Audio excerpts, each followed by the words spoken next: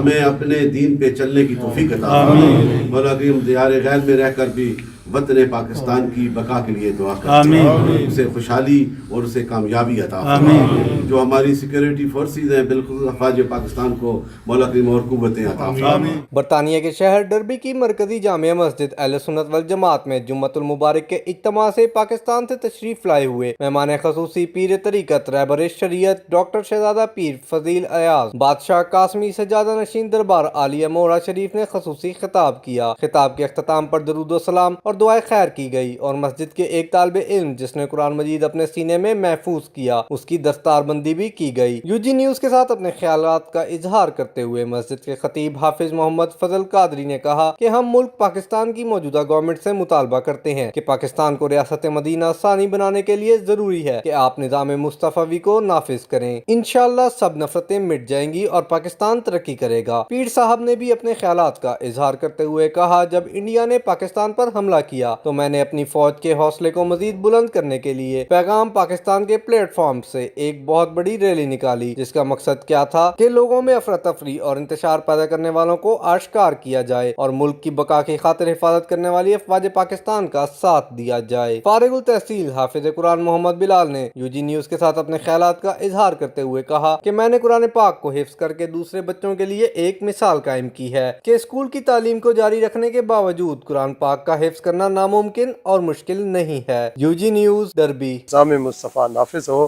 پوری قوم جو ہے اس کو برکتیں حاصل ہوں گی۔